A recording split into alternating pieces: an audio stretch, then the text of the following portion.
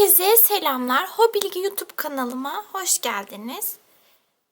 Bugünkü videoda 3. bölümümüzde Meryem bebeğin elbisesini, ayakkabılarını ve eşarbını öreceğiz.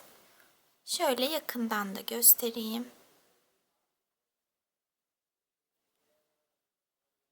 Arkada düğmeleri var.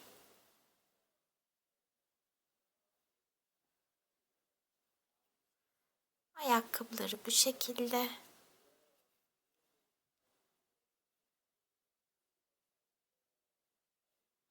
Eşarbı da böyle kulpları var. 3. bölümü de ördükten sonra bebeğimizin yapım aşamalarını tamamlamış olacağız. Keyifli örgüler, kolay gelsin.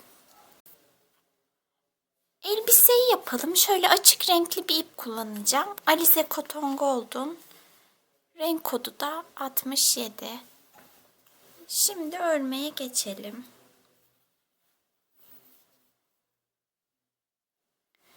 ...34 zincir çekelim. 1, 2, 3, 4. 34 zincir çektim. Şimdi ilik açacağım. O yüzden 7 ilmek atlayacağım. 1, 2, 3, 4, 5, 6, 7 ilmek atlıyorum. 8. ilmeğe batıyorum.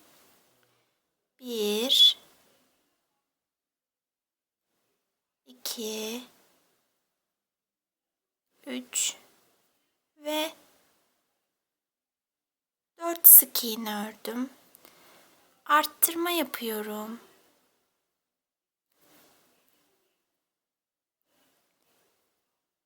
2 sık iğne örüyorum. 1, 2, arttırma yapıyorum.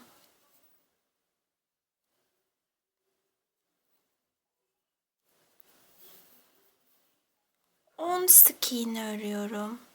1, 2, 3, 4, 5, 6,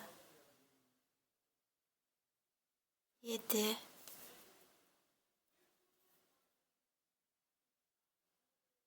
8,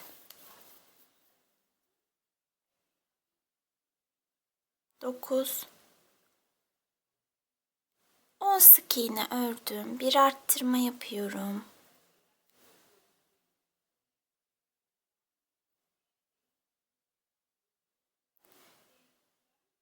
2 sık iğne örüyorum. 1, 2, bir arttırma yapıyorum. 5 sık iğne örüyorum. 1, 2,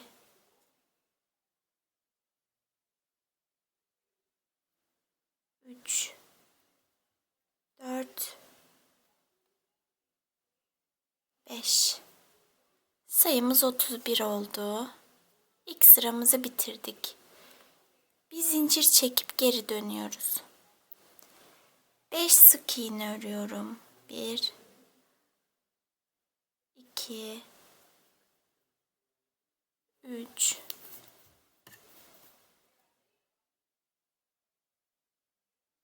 4, 5. Bir arttırma yapıyorum. 3 sık iğne örüyorum. 1, 2, 3 sık iğne ördüm. Bir arttırma yapıyorum. 11 sık iğne örüyorum. 1, 2, 3, 4, 5. 11 sık iğneyi örelim. 11 sık iğneyi ördüm. Bir arttırma yapıyorum.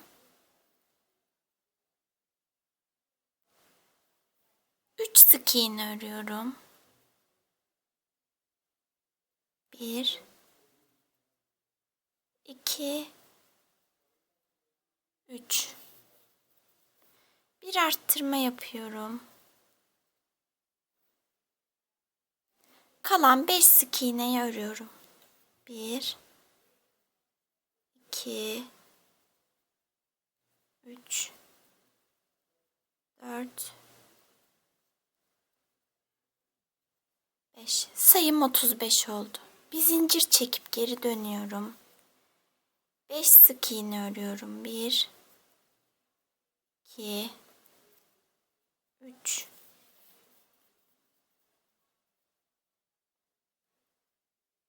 4 5. Bir arttırma yapıyorum. 4 sık iğne örüyorum. 1 2 3 4. Bir arttırma yapıyorum. Şimdi 12 sık iğne örelim. 12 sık iğneyi ördüm. Bir arttırma yapıyorum. 4 sık iğne örüyorum. 1 2 3 4. Bir arttırma yapıyorum. Kalan 6 sık iğneyi örüyorum. 1 2 3 4 5 6. Sayım 39 oldu. Bir zincir çekip geri dönüyorum. 6 sık iğne örüyorum. 1 2 3 4 5 6. Bir arttırma yapıyorum. 5 sık iğne örüyorum. 1 2 3 4 5. Bir arttırma yapıyorum. Şimdi 13 sık iğne örelim. 13 sık iğneyi ördüm. Bir arttırma yapıyorum. 5 sık iğne örüyorum. 1 2 3 4 5. Bir arttırma yapıyorum.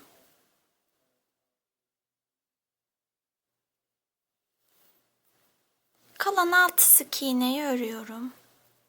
1 2 3 4 5 6.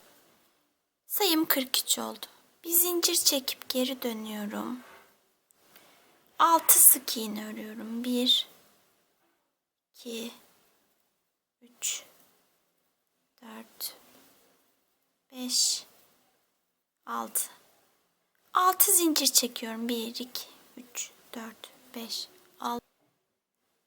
9 sık iğne atlayacağım. 1 2 3 4 5 6 7 8 9. 10'uncuya batıyorum.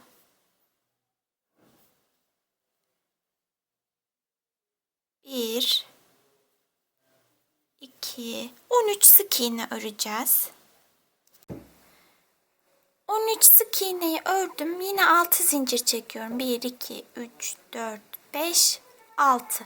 9 ilmek atlıyorum. 1 2 3 4 5 6 7 8. 1 2 3 4 5 6 7 8 9. 10'uncuya batıyorum.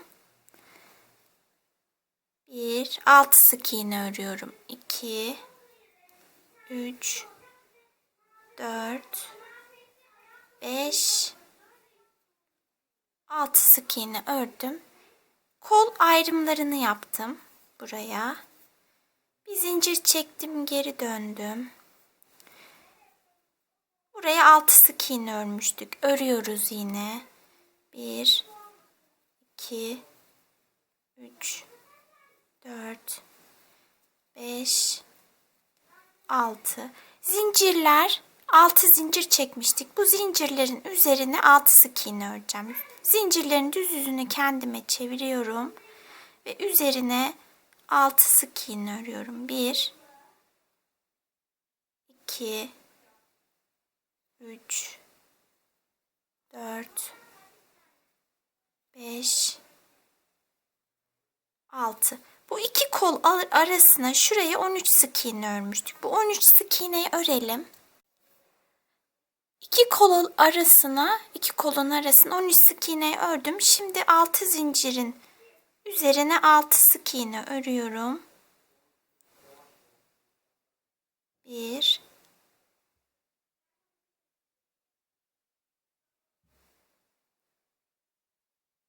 2 3 4 5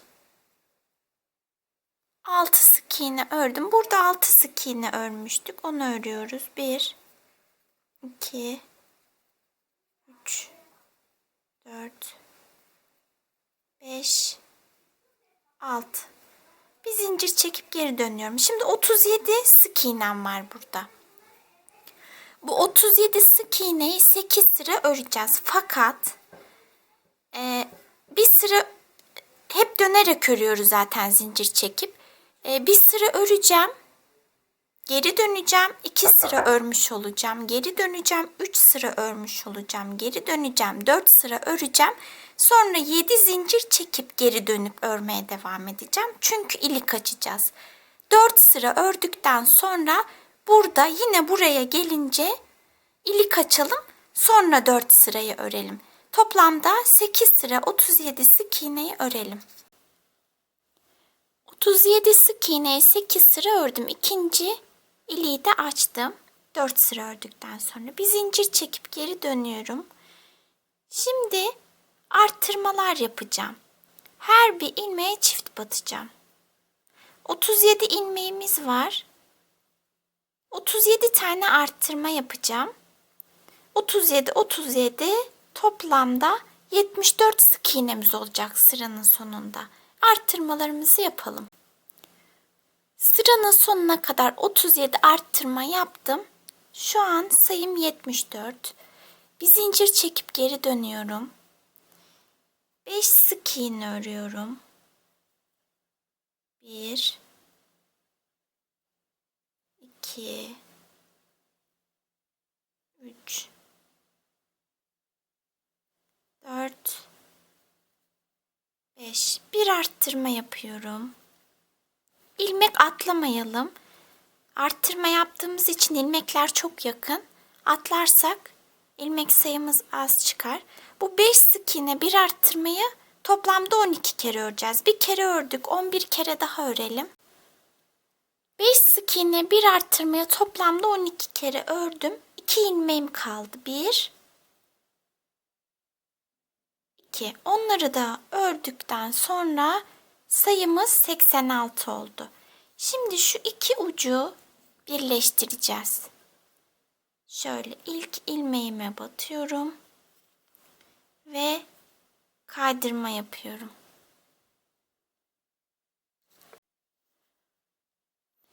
Artık her ilmek başında böyle kaydırma yapacağız. Spiral şekilde öreceğiz. Dönerek örmeyeceğiz. Sık iğne örmeyeceğim. Yalancı sık iğne öreceğim. Şöyle yapıyorum. İlk kaydırma yaptığım ilmeğime batıyorum. Normalde sık iğne örerken böyle örüyorduk ama bunu da şöyle yapacağız. Önce öndeki bir ipi, sonra kalan 2 ipi çıkarıyorum. Yalancı sık iğne örüyorum. Önce bir ip, sonra kalan 2 ip. Böyle etek boyunca yalancı sık iğneler öreceğim. 86 ilmeğim var. 86 yalancı sık iğneye kaç sıra öreceğimi bilmiyorum şu an. Yeterli uzunluğa gelene kadar öreceğim etek boyunca. Yeterli uzunluğa gelince duracağım, artık örmeyeceğim. Örüp bitirdikten sonra sizinle kaç sıra ördüğümü paylaşırım. 86 yalancı sık iğneye 31 sıra ördüm. Şöyle.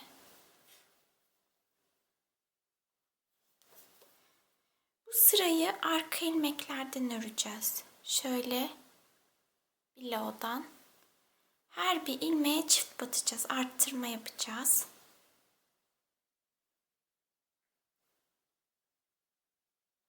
...86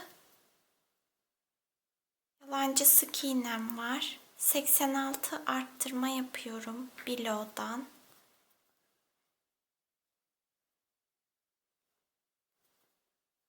Bu şekilde sıranın sonuna kadar ilerleyeceğiz. Sıranın sonunda 172 tane yalancı sık iğnemiz olacak. Şurada kalan filolardan kahverengi ipimizi geçireceğiz. Şimdi sıranın sonuna kadar 86 arttırmayı yapalım. 86 tane arttırma yaptım. 172 yalancı sık iğnem var. Bu 172 yalancı sık iğneyi 2 sıra örelim. 172 yalancı sık iğneyi 2 sıra ördüm. İlk ilmeğime kaydırma yapıp bir zincir çekiyorum. İpimi kesiyorum. İpi biraz şöyle bir parça uzun kesiyorum. İçeride gizleyeceğim. Düğümleyip sabitleyeceğim. Sökülmesin diye. Şimdi şöyle kahverengi bir ip kullanacağım. Markası Peria Baby Soft Cotton. Renk kodunu yazmamışlar. Söyleyeyim size, 09 sütlü kahve bir ip. Şimdi şu başta biraz parça ip bırakalım. Onu da içeride gizleyelim. Şurada filolar vardı. O filolardan ipimizi geçireceğiz. Şu ilk filomuz.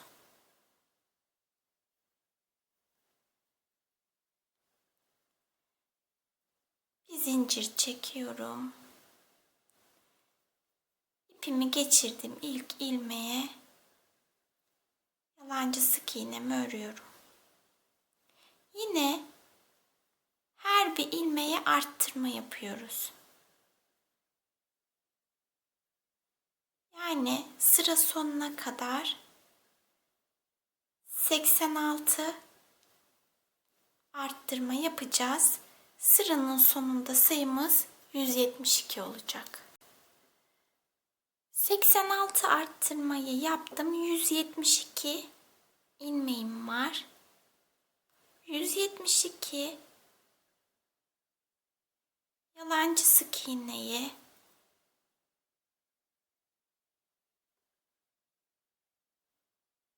bir sıra örelim.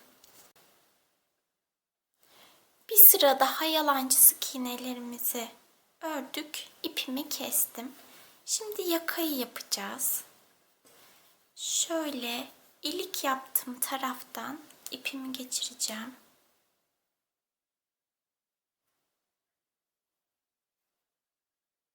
Burada zincirlerimiz vardı. Şimdi zincirlerin üzerine yakamızı yapacağız. Bir zincir çektim. İpimi geçirdiğim ilmeğe kaydırma yapıyorum. Sonraki zincire de kaydırma yapıyorum. 2 zincir çekiyorum. Önümdeki zincire kaydırma yapıyorum.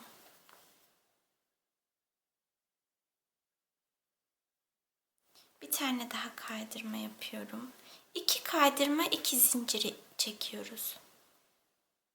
Önümdeki zincire kaydırma yapıyorum. Bir kere daha yapıyorum. Böyle sıranın sonuna kadar 2 kaydırma, 2 zincir çekeceğiz. Şu iliklere karşılık gelecek yerlere de düğmelerimizi dikelim. İliklere karşılık gelecek şekilde düğmeleri diktim. 2 tane düğmemiz var. Şöyle.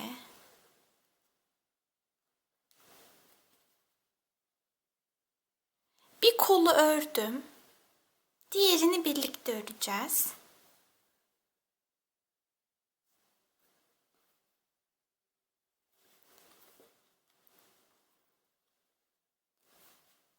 Kol ayrımını yaparken şuraya 6 zincir çekmiştik. Şu yukarıda da 9 ilmek atlamıştık. Yani 6, 9, 15 ilmeğimiz var.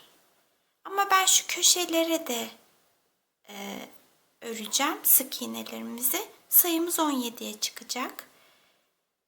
Burada 6 zincirim var. Tam ortasından şöyle 3 solda 3 sağda kalacak şekilde ipimi geçiriyorum.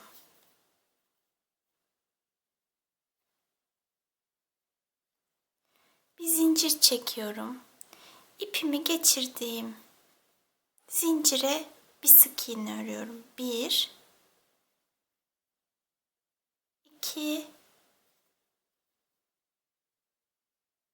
3 sık iğne ördüm. Şu köşeye de bir sık iğne örüyorum. 4 sık iğnem oldu. Omuza 9 sık iğne öreceğim. 1 2 3 4 5 6 7 8 9 Şuradaki köşeye de bir sık iğne örüyorum.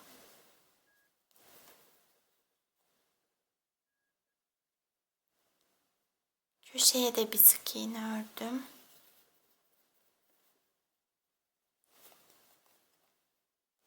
Şurada 3 zincirim var. Onların üzerine de sık iğnelerimi öreceğim. 1 2 ve 3. Sayımız 17 oldu. Spiral şekilde öreceğiz. O yüzden işaretleyici ip alacağım. Bundan sonrasını yalancı sık iğne ile örüyorum. 1 2 Bir sıra 17 yalancı sık iğneyi örelim. Bir sıra 17 yalancı sık iğneyi ördüm. Şimdi 4 tane 1 2 3 4 yalancı sık iğne örüyorum. Bir arttırma yapıyorum. Bunu 3 kere tekrarlayacağız. 1 2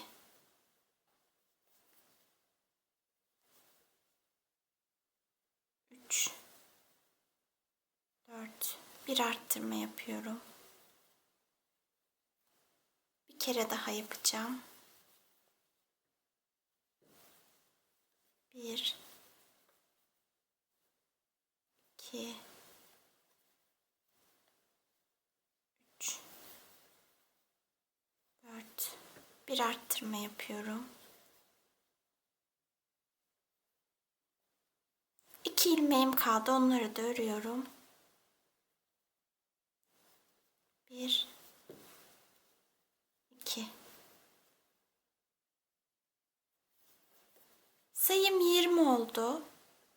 2 sıra 20 yalancı sık iğneyi örelim. 2 sıra yalancı sık iğnelerimi ördüm. 20 tane. 20 yalancı sık iğnemi. 5 yalancı sık iğne örelim şimdi. 1 2 3 4 5 Bir arttırma yapalım. Bunu 2 kere daha öreceğiz. Yani 3 arttırma yapmış olacağız. 1 2 3 4 5 Bir arttırıyorum. Bir kere daha yapalım. 1 2 3 4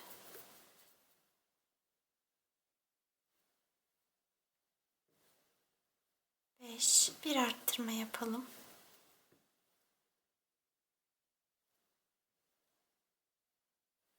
Kalan 2 sık iğneyi örelim. 1 2 sayımız 23 oldu. 2 sıra 23 yalancı sık iğneyi örelim. 23 yalancı sık iğneyi 2 sıra ördüm. 6 ilmek örüyorum. 1 2 3 4 5 6 bir arttırma yapıyorum. Bu 6 yalancı sık iğne bir arttırmayı 2 kere daha örelim. 3 kere örmüş olalım. 6 yalancı sık iğne bir arttırmayı 2 kere daha ördüm. 2 ilmeğim kaldı. Onları da örüyorum. İlmek sayım 26'ya yükseldi. Şimdi 7 sık iğne örüyorum. 1 2 3 4 5 6 7 bir arttırma yapıyorum. Bu 7 yalancı sık iğne bir arttırmayı 2 kere daha örelim. 7 yalancı sık iğne bir arttırmayı 2 kere daha ördüm. 2 ilmeğim kaldı. Onları da örüyorum. Sayım 29'a yükseldi. 29 yalancı sık iğne 3 sıra örelim. 29 yalancı sık iğneyi 3 sıra ördüm. Şimdi azaltma yapacağız.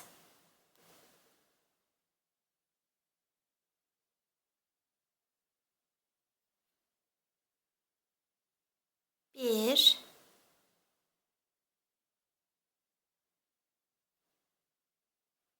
iki, 3, 14 azaltma yapalım. 14 tane azaltma yaptım. Bir ilmeğim kaldı. Bunu da örüyorum. Sayım 15 oldu. 15 ilmeğim var şu an. 3 yalancı sık iğne örüyorum. 1 2 3 bir azaltma yapacağım.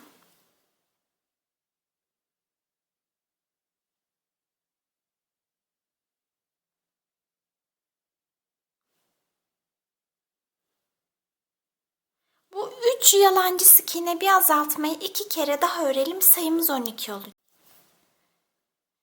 3 yalancı sık iğne bir azaltmayı 2 kere daha ördüm. 12 ilmeğim var.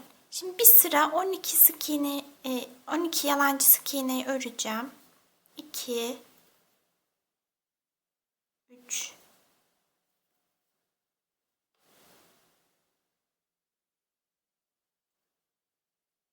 4 5 6 7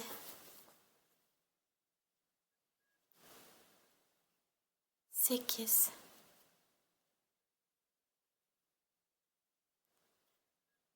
9 10 11 12. Şimdi son sırayı yapacağız.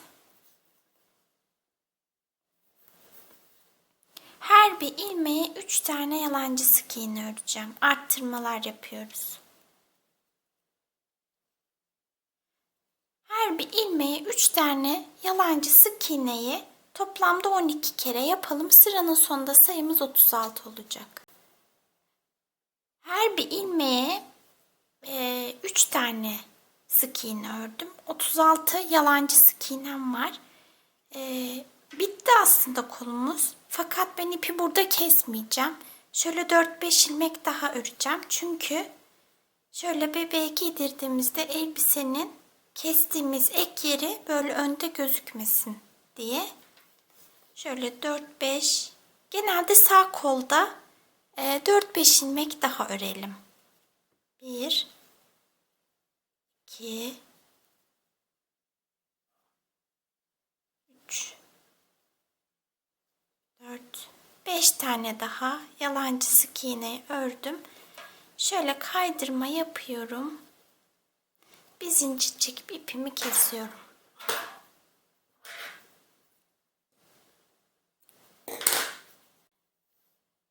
Şöyle kahverengi ipten bir parça ip kestim. Elbisenin beline ve kolun şu uç kısımlarına kaydırmalar yapacağım. Şu arkadan başlıyorum. Aşağıdan ipimi alacağım şöyle.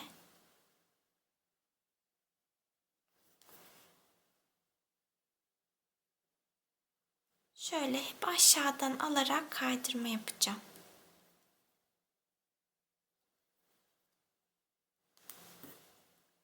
Şöyle. Şuradan aşağıdan alıyorum iplerimi.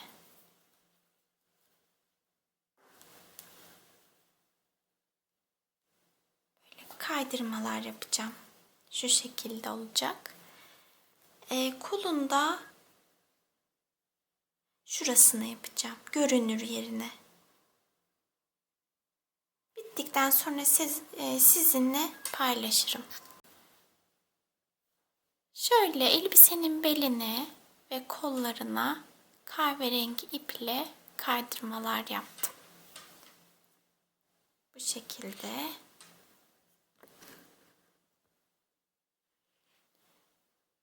Elbisemizin son hali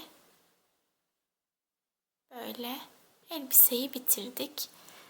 Şimdi ayakkabıyı örmeye geçelim. Önce 9 zincir çekelim.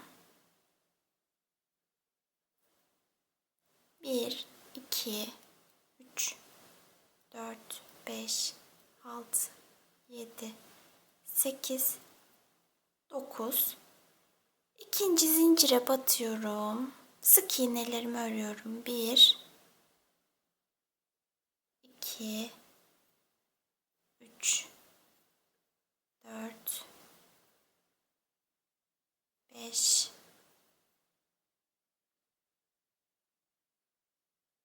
6,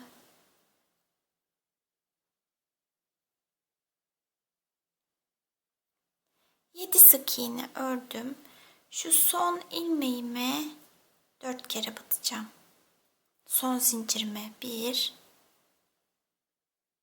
2, şöyle karşıya geçerek batacağım. Diğer ikisine 3, 4. Aynı boşluğa 4 sık iğne ördüm.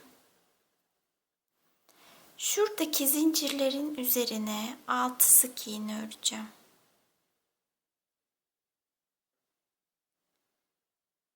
1, 2, 3, 4, 5, 6 sık iğne ördüm. Şurada kalan son boşluğuma çift batacağım. Arttırma yapıyorum. Arttırmamı yaptım. Sayım 19 oldu.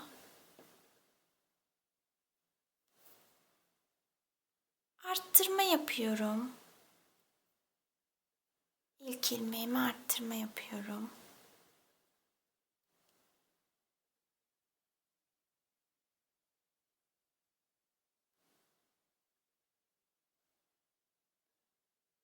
Altı sık iğne örüyorum. 1, 2, 3, 4, 5, 6. Şimdi 4 kere arttırma yapacağım. 4 ilmeği arttırma yapıyorum. 1,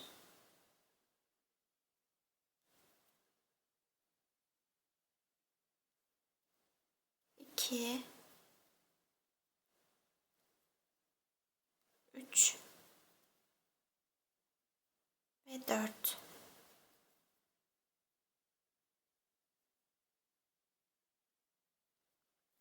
6 sık iğne örüyorum. 1, 2, 3, 4, 5, 6. 2 ilmeğim kaldı. Onları arttırma yapıyorum.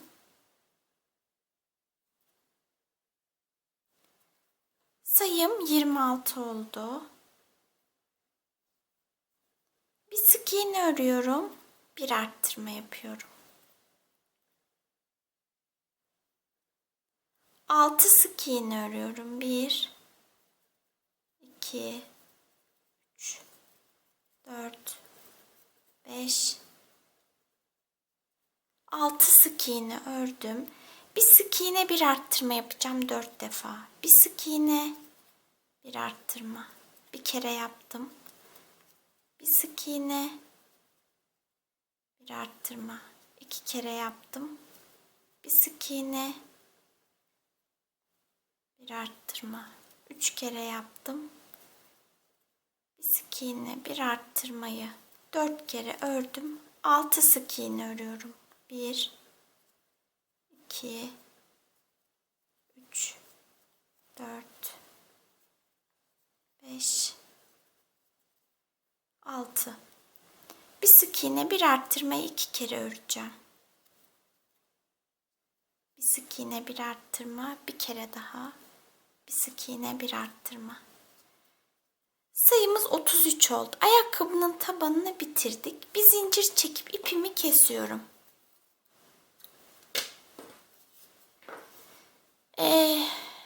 Bu tabandan yine yapacağım. Sonra ayakkabıyı örmeye devam edeceğim.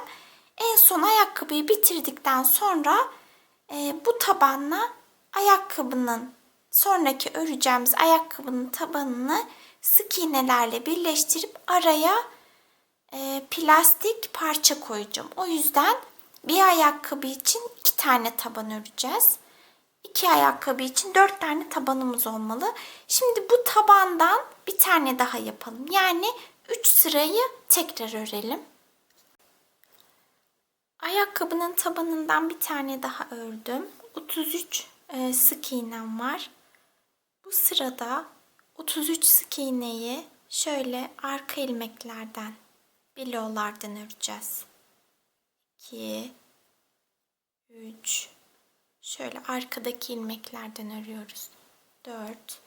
Bir sıra bilodan 33 sık iğneyi örelim. 33 sık iğneyi bilodan bir sıra ördüm. Şimdi her iki kanadı da alarak şöyle 33 sık iğneyi 3 sıra örelim. 33 sık iğneyi 3 sıra ördüm. 9 sık iğne örüyorum. 1,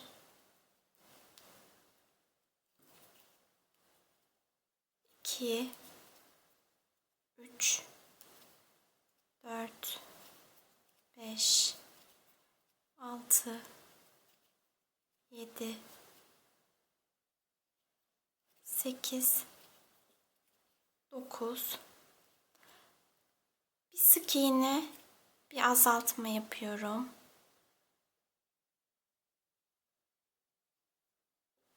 4 kere bir sık iğne, bir azaltma yapacağım. Bir sık iğne, bir azaltma. 2, bir sık iğne, bir azaltma. 3, bir sık iğne,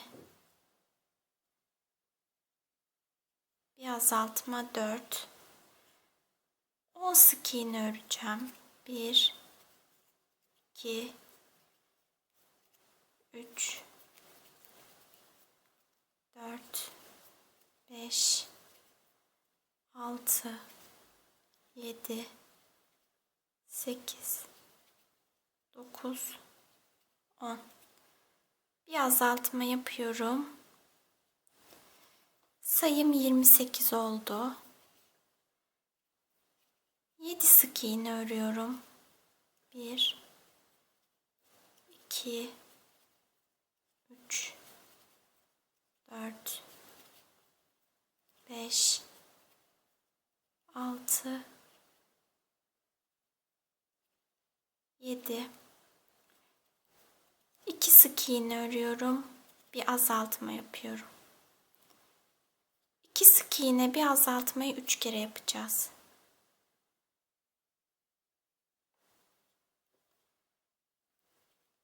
1,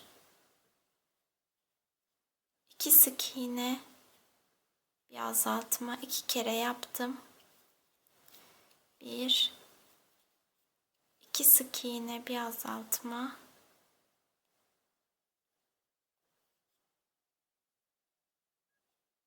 3 kere yaptım. 9 sık iğne örüyorum. 1, 2, 3, 4, 5,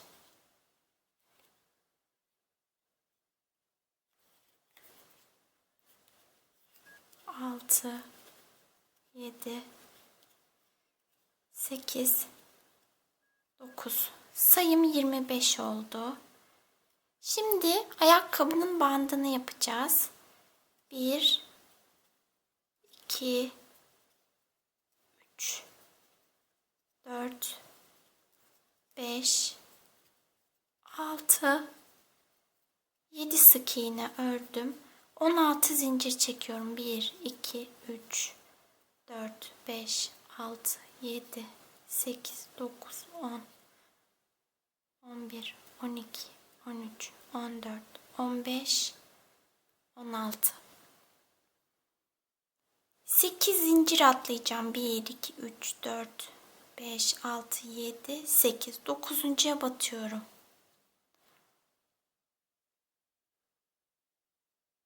1, 2, 3, 4, 5, 6, 7,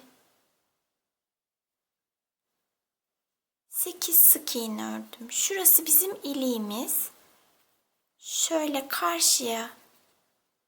karşısına gelecek şekilde isterseniz düğme dikebilirsiniz, isterseniz boncuk. Bu zincir sayısını da dikeceğiniz düğmenin büyüklüğüne göre ayarlayabilirsiniz. Şimdi sonraki ilmeğime kaydırma yapıyorum. Bir zincir çekip ipimi kesiyorum.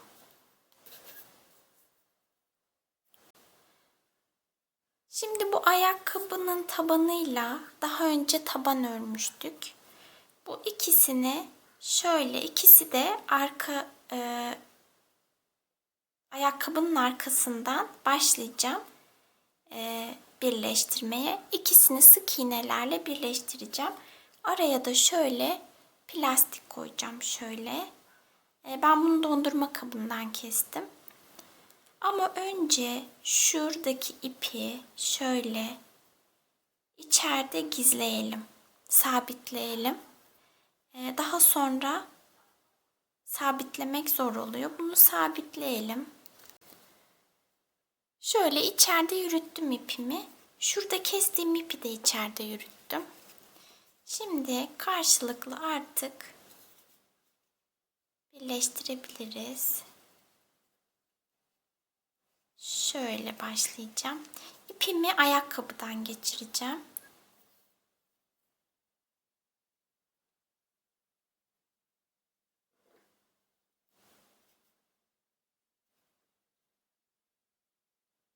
Buralara filodan örmüştük sık iğnelerimizi. Filolar, şu kısa çizgiler filolar. Filolardan öreceğiz.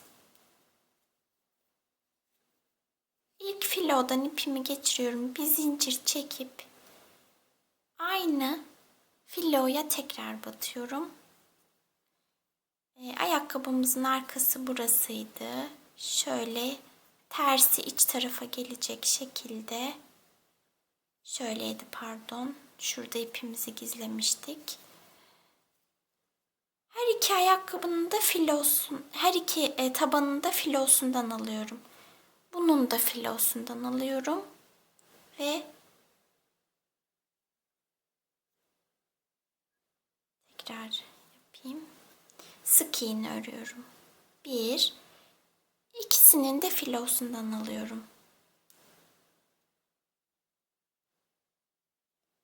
Filodan 2, yani bize bakan kanatlardan alıyorum. 33 sık iğnemiz vardı. 33 sık iğneyi böyle öreceğiz. İki tabanı birbirine birleştireceğiz. Şöyle. Biraz ördükten sonra araya bu plastiği yerleştireceğiz. Şu şekilde. Sık iğnelerimizi böyle örmeye devam edeceğiz. Böyle. Filolardan 33 sık iğneyi örelim. Sıranın sonuna geldim. Şu ilk ilmeğime kaydırma yapıyorum. İpimi kesiyorum.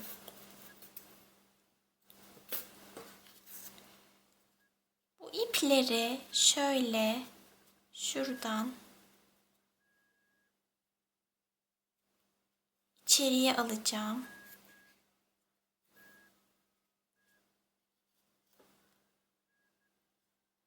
Diğerini de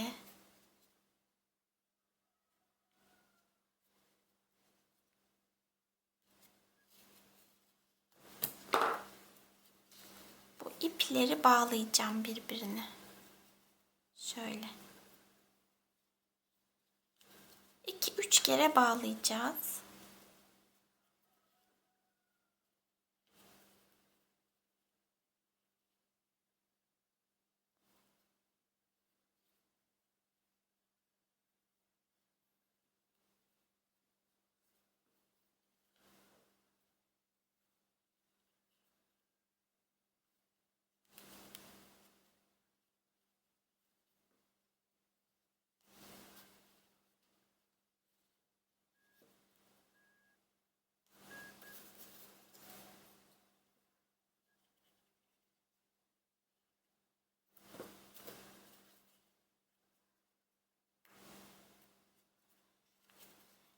Bu bizim sağ ayakkabımız. Şöyle tam karşısına düğmemizi ya da boncuğumuzu dikelim.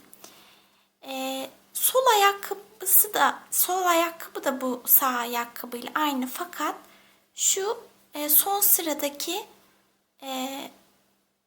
bu ayakkabı bandı bu tarafta olacak. Buradan başlayıp böyle şuraya düğmeyi dikeceğiz. O yüzden son sıraya kadar aynı şekilde örelim. Şu son sırayı, bandın olduğu son sırayı sonra birlikte örelim. Sol ayakkabıyı da sağ ayakkabıda olduğu gibi son sıraya kadar ördüm. Bir zincir çekip ipimi kesiyorum.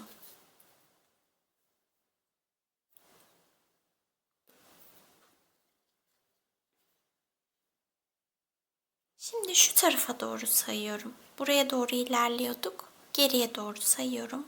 1, 2, 3, 4, 5, 6, 7, 8. ilmekten ipimi geçiriyorum.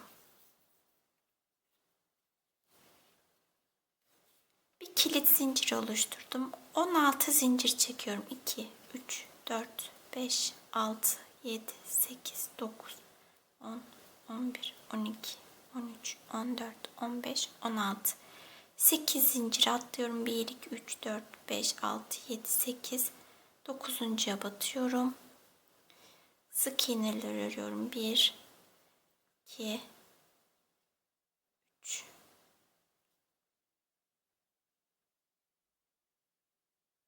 4, 8 sık iğne öreceğim.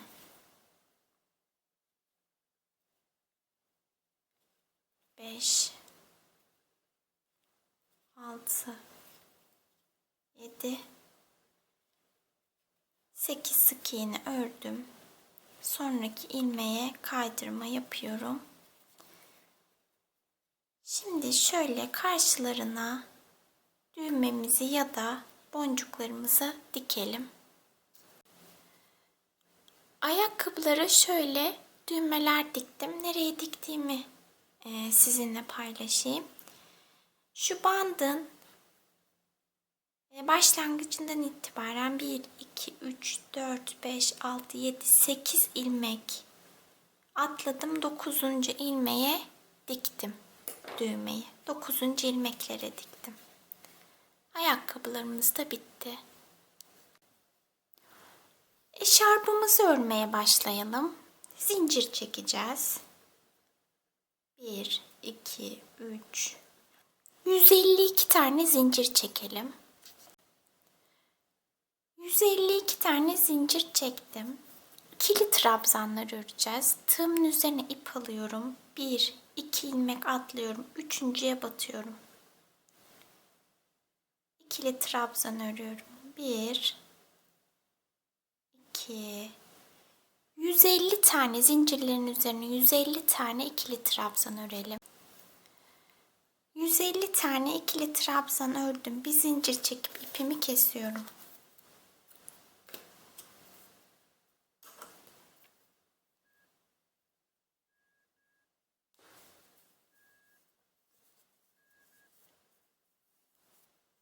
Şuradaki ilk ikili trabzan yaptığım ilmekten saymaya başlıyorum. 1, 2, 3, 4, 5, 6, 7, 8, 9, 10, 11, 12, 13, 14, 15, 16, 17, 18, 19, 20, 21, 22, 23, 24, 25, 26, 27, 28, 29, 30, 31, 32, 33, 34, 35, 36, 37, 38, 39, 40, 41. ilmekten ipimi geçireceğim.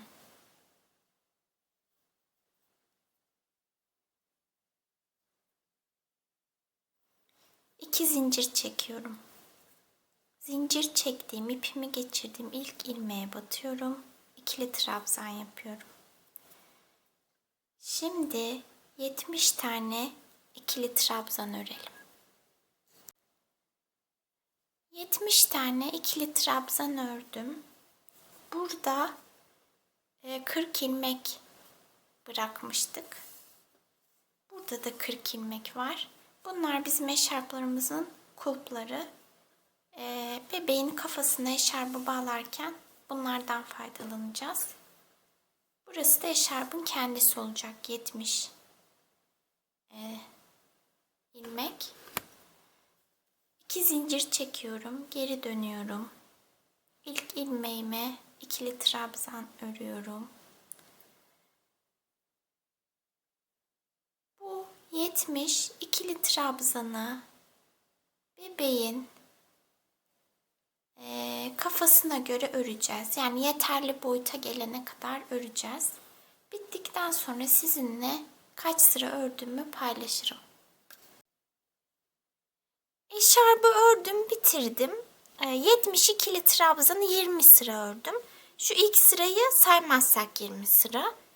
Onunla birlikte toplamda 21 sıra örmüş olduk. Şimdi kafaya bağlamayı göstereceğim. Şu kulplar aşağıda olacak. Bebeğimi alıyorum. Saçlarını şöyle yukarıda tutacağım.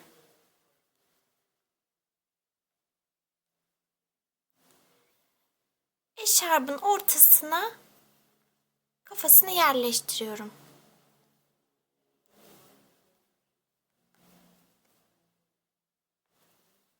Şuraya şöyle şekil veriyorum.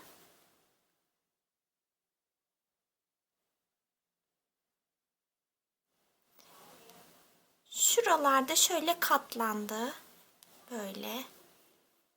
Şimdi bunları alıyorum. Şuradaki kulbu bu tarafa geçireceğim. Buradaki kulbu da bu tarafa geçirip bağlayacağım. Arkada bağlıyorum.